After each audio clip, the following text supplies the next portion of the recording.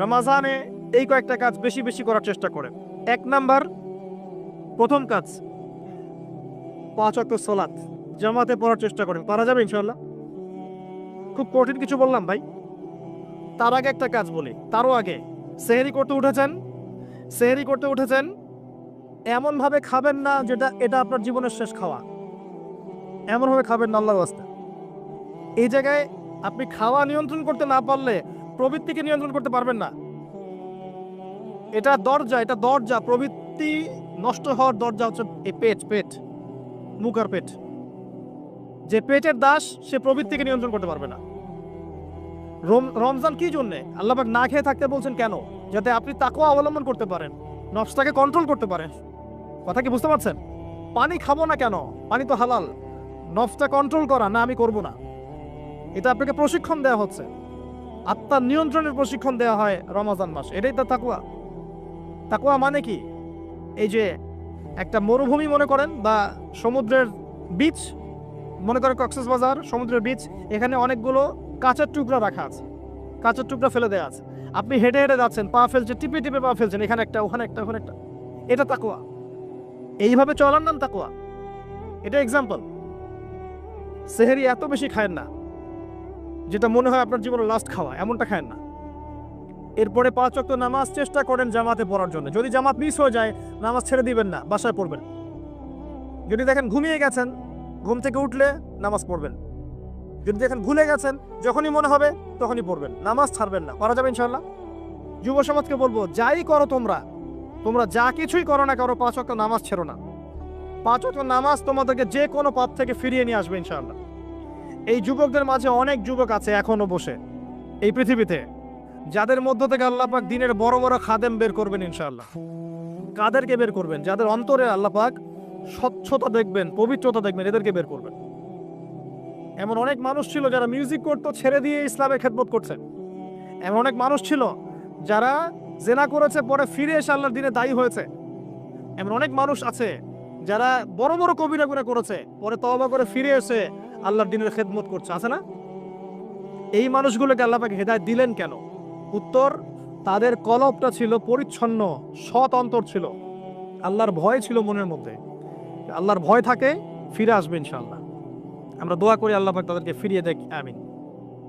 শুধু তাই নয়, এখন ইসলামের যারা প্রকাশ্য শত্রু, তাদের মধ্য থেকেও আল্লাহ পাক ওমর এবং হামজা রাদিয়াল্লাহু আনহুর মতো মানুষ বের করতে পারেন। এটা জানেন? ওমর রাদিয়াল্লাহু আনহু তরবারি নিয়ে বের হয়ে যাননি, তাকে আল্লাহ পাক দ্বিতীয় খলিফা বানাননি। তার মনটা ছিল পরিচ্ছন্ন, আল্লাহ পাক কবুল করেছেন। 5 ওয়াক্ত সালাত পড়ার চেষ্টা করেন জামায়াতের সাথে, আল্লাহ পাক তৌফিক দান করুন। একইভাবে ইফতার যখন করবেন, তখন এমনভাবে খাবেন না এটা শেষ খাওয়া। গোগ্রাসে খাবেন না, 10টা 20টা 30টা আইটেম করার দরকার নাই। যতটুকু হলে আপনার ইবাদত করার শক্তি চলে আসে, এনাফ। আর বেশি বেশি হাইজেনিক খাবার খাবেন। বাইরের খাবার ভাজা পোড়া বেশি খেতে যান না, অসুস্থ হয়ে যাবেন। আমরা ইফতারে কিন্তু একদম বিরিয়ানি, পোলাও, কোরমা কত কি খাওয়া শুরু করি। সিম্পল খাবার খাওয়া শুরু করেন, সিম্পল খাবার খান, হোমমেড ফুড খান, বাইরের ম্যানুফ্যাকচার্ড ফুড খান না। আপনি সুস্থ থাকবেন ইনশাআল্লাহ। কারণ ইফতারের পরে আসে আপনার তারাবি। তার ইফতার অল্প হালকা করেন। রমজান মাসে টার্গেট করেন যে আমি কোরআন অন্তত একটা খতম দিব। পড়া যাবে? 30 দিন 30 পারা, 1 পারা করে পড়া যাবে? যারা কোরআন পড়া জানি না, এই যে 1 মাস সময় আছে, 1 মাসের মধ্যে শিখে ফেলবেন। প্রমিস করেন, পারবেন? হাত উঁচু করেন, কথা দেন যে রমজান মাস আসার আগেই কোরআন তেলাওয়াত শিখে নেব ইনশাআল্লাহ। বায়াত করলাম কিন্তু, আপনারা সবাই আমার মুরিদ। বসেন, হাদিয়াও দিবেন যেহেতু মুরিদ হয়েছেন। এখন হাদিয়া হচ্ছে দোয়া। কি দিবেন? দোয়া। রমজান মাসে 1 পারা করে প্রতিদিন 30 দিন 30 পারা পড়া যাবে ইনশাআল্লাহ। যারা হাফেজে কোরআন আছি তারা কোরআনটাকে হেফজ চর্চা করবো এই মাসে, এবং তারাবির নামাজ পড়াবো। তারাবির নামাজে এমন মানুষকে ইমাম রাখবেন যার তেলাওয়াতটা প্রচণ্ড বিশুদ্ধ এবং সুললিত, শুনলেই মন কেড়ে ফেলে, এমন মানুষকে তেলাওয়াত করতে দিবেন তারাবির নামাজে।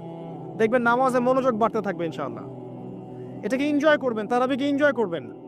ওই 3G 4G স্পিডে নামাজ পড়তে যায় না, রিল্যাক্সে নামাজ পড়বেন, রিল্যাক্সে।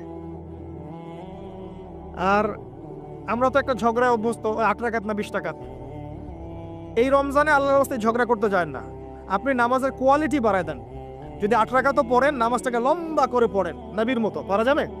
আচ্ছা, নবী সাল্লাল্লাহু আলাইহি ওয়াসাল্লামের 8 রাকাতের দলিল দেয়া হয়, কিন্তু নবী সাল্লাল্লাহু আলাইহি ওয়াসাল্লাম যত লম্বা সময় ধরে 8 রাকাত পড়েছেন, এটা কি আমরা পড়ি? তাহলে আমরা সময়টা কেন নিলাম না? 8 রাকাত পড়তে পড়তে পা ফুলে যেত, আর আমাদের 8 রাকাত আধা ঘন্টা 1 ঘন্টায় শেষ, তাহলে কি হলো? তো এই যে বিষয়গুলো, এগুলোতে যায়েন না, ইখতিলাফগুলোতে যায়েন না। আপনি নামাজের কোয়ালিটি বাড়িয়ে দেন, সুন্দর করে নামাজ পড়েন, পারা যাবে ইনশাআল্লাহ। আল্লাহ পাক তৌফিক দান করুন। যদি পসিবল হয় রমজান উমরা করতে পারেন, এতে আপনি আরো সুন্দর করে ইবাদত করার একটা পরিবেশ পাবেন। সবার পক্ষে হয়তো পসিবল হবে না, যাদের পক্ষে হবে আপনারা করার চেষ্টা করতে পারেন। আল্লাহ তৌফিক দান করুন। রমজান একটা কাজ করবেন, বেশি থেকে বেশি মানুষকে ইফতার খাওয়াবেন, পারা যাবে? প্রত্যেকদিন ইফতার মাহফিল করবেন, মসজিদে ইফতার দিবেন এবং রোজাদারদেরকে ইফতার করাবেন। সওয়াব হচ্ছে প্রত্যেকের নেকি আপনি পেয়ে যাবেন ইনশাআল্লাহ। মনে করেন আপনি 10 জন রোজাদারকে ইফতার করিয়েছেন, এই 10 জনের রোজার নেকি আপনি একা পেয়েছেন। এই 10 জনের রোজার নেকি আপনি একা পেয়েছেন, ফ্রি। আপনার নেকি তো আছেই। অতএব যারা সামাজিক সংগঠন আছে বা সমাজের দায়িত্বশীল আছে, তারা যদি এগিয়ে আসে, প্রত্যেক দিন বহু মানুষকে ইফতার করানো সম্ভব না? আবার দেখবেন ঈদের রাতে, যেটাকে আমরা চাঁদ রাত বলি না কি বলি, আপনারা কি বলেন? ওই আর কি, তো চাঁদ রাত, ওই রাতে দেখবেন অনেক অসহায় দরিদ্র মিসকিন থাকে, যাদের সেমাই খাওয়ার টাকা নাই, আছে না?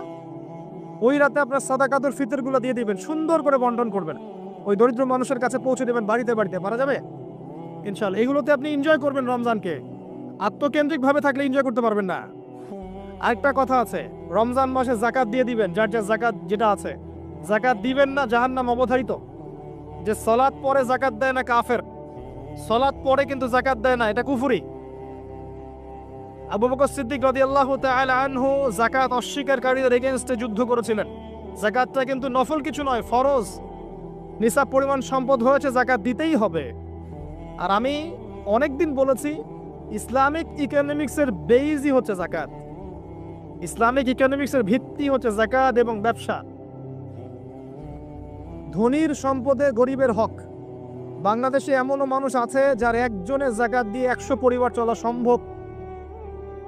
এমনও মানুষ আছে, যদি সমস্ত যাকাতগুলোকে সুন্দরভাবে কালেক্ট করা যেত এবং উপরের লেভেল থেকে ডিস্ট্রিবিউট করা যেত, দেখেন বড় বড় মেগা প্রজেক্ট করতে পারতাম আমরা।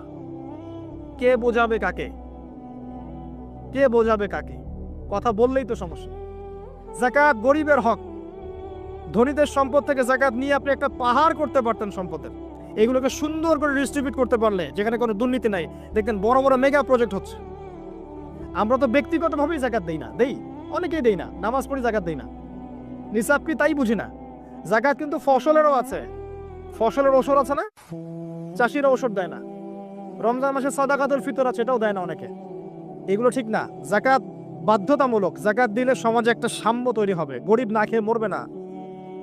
যাকাত কেন্দ্রিক ইকোনমিক্স ছিল বলেই সাহাবায়ে কেরাম রাদিয়াল্লাহু আনহুমের যুগে একজন মানুষ খুঁজে পাওয়া যেত না যাকে সাহায্য করা লাগবে, সবাই স্বাবলম্বী হয়ে যেত, আলহামদুলিল্লাহ। অতএব রমজান মাসে যাকাত দিয়ে দেন আল্লাহর ওয়াস্তে, অন্যথায় কি হবে এটা বলে দিই।